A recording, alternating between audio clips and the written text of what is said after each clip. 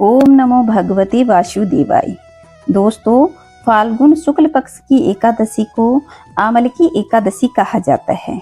इस एकादशी का शुभ मुहूर्त क्या है, कब यह एकादशी मनाई जाएगी, इसका संपूर्ण वीडियो मैंने चैनल पे उपलब्ध करवा दिया है, आप वहां से जाकर देख सकते हैं। आइए दोस्तों, आज जानते हैं फाल्गुन शुक्ल पक्ष की एकादशी आमलकी एकादशी व्रत की कथा। अगर आपने चैनल को सब्सक्राइब नहीं किया है तो चैनल को सब्सक्राइब करके पास के बेल आइकन को दबाएं। कमेंट में जय श्री नारायण अवश्य लिखिएगा। आइए दोस्तों, प्रारंभ करते हैं आमलकी एकादशी व्रत की कथा। धर्मराज युधिष्ठिर बोले, हे जनार्दन, आपने फाल्गुन के कृष्ण पक्ष की विजया एकादशी का सुंदर वर्णन करते हुए सुनाया है। अब आप फाल्गुन मास के शुक्ल पक्ष की एकादशी का क्या नाम है, इसकी क्या विधि है, कृपा करके आप मुझे बताइए। तब श्री भगवान बोले, हे राजन, फाल्गुन मास के शुक्ल पक्ष की एकादशी को आमलकी एकादशी कहा जाता है। इसके व्रत को करने से सारे पाप नष्ट हो जाते हैं तथा इसके प्रभाव से 1000 गोदानों के बराबर फल प्राप्त होता है।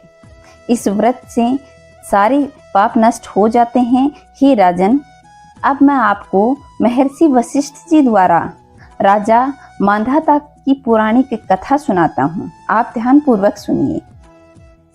राजा मांधाता बोले कि हे वशिष्ठ जी, यदि आप मुझ पर कृपा करें तो किसी ऐसे व्रत की कथा कहिए जिससे मेरा कल्याण हो। महर्षि वशिष्ठ बोले, हे राजन, सब व्रतों में उत्तम और अंत में मोक्ष देने वाले आमलकी एकादशी व्रत का मैं वर्णन करता हूँ। यह एकादशी फाल्गुन माह के शुक्ल पक्ष में आती है। इस दिन आंवले वृक्ष की पूजा की जाती है, साथ ही मां लक्ष्मी और नारायण का व्रत किया जाता है और उनका पूजन किया जाता है। एक वेदिस नाम का नगर था जिसमें ब्राह्मण, क्षत्रिय, वैश्य और शूद्र चारों वर्ण आनंद से रहते थे।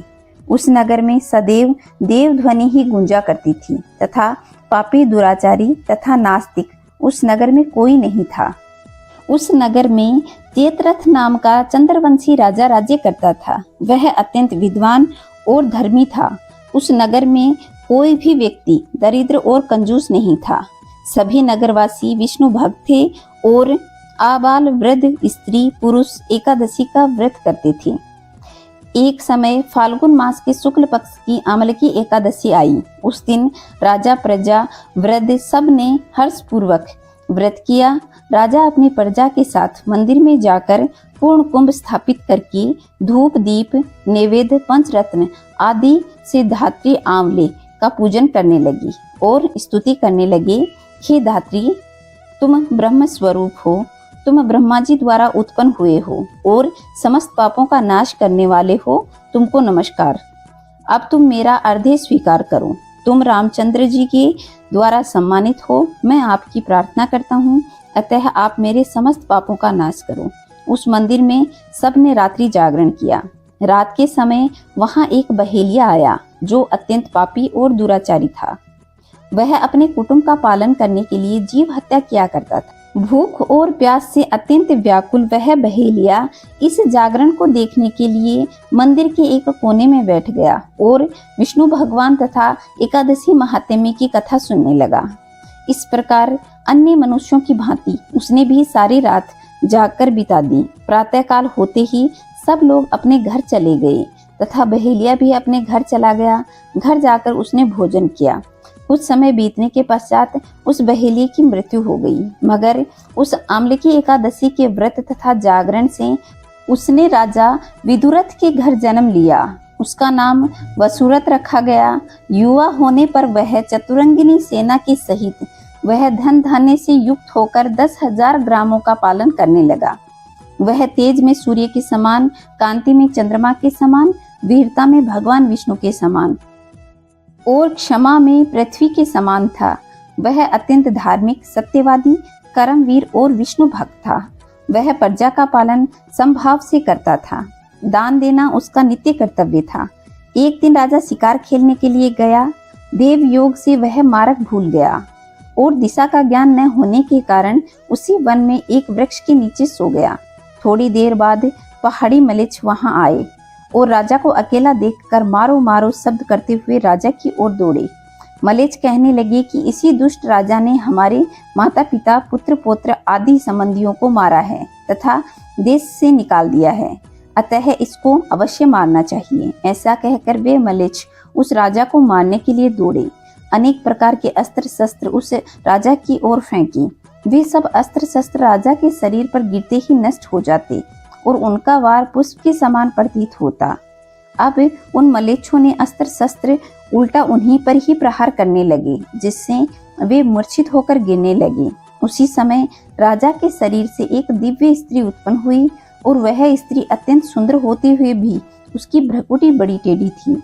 उसकी आंखें लाल लाल थी और अग्नि के समान जल रही थी, जिससे वह दूसरे काल के समान प्रतीत होती थी। वह स्त्री मलेच्छों को मारने के लिए दौड़ी और थोड़ी ही देर में मलेच्छों को काल के गाल में पहुंचा दिया। जब राजा सोकर उठा तो उसने मलेच्छों को मरा देखकर कहा कि इन शत्रुओं को किसने मारा है? इस वन में मेरा हितैषी कौन है? वह ऐसा विचार कर ही रहा था कि आकाशवाणी हुई, हे राजा, इस संसार में भगवान विष्णु के अतिरिक्त कौन तेरी सहायता कर सकता है? इस आकाशवाणी को सुनकर राजा अपने राज्य में आ गया और सुखपूर्वक अपनी प्रजा का पालन करने लगा और राज्य करने लगा।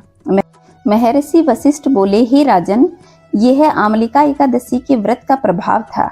जो मनुष्य इस आमलकी एकादशी का व्रत करता है वह प्रत्येक कार्य में सफल होता है और अंत में विष्णु लोक को जाता है। तो दोस्तों, यह थी आमलकी एकादशी व्रत की कथा। आमलकी एकादशी को ब्रज में रंग भरनी एकादशी, श्री नाथद्वारा में कुंज एकादशी तथा खाटू नगरी में खाटू एकादशी के नाम से जाना जाता है।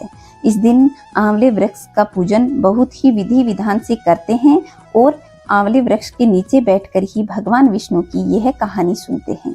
अगर आप लोगों ने मेरा पहले वाला वीडियो नहीं देखा है तो वह अवश्य देखें। उसमें मैंने सारी व्रत की विधि बताई है कि किस तरह से व्रत करना है। दोस्तों, खुश रहें, मस्त रहें, चारों तरफ स्वच्छता बनाए रखें। कमेंट में जय श्री नारायण अवश्य लिखिएगा। जय श्री नारायण दोस्तों।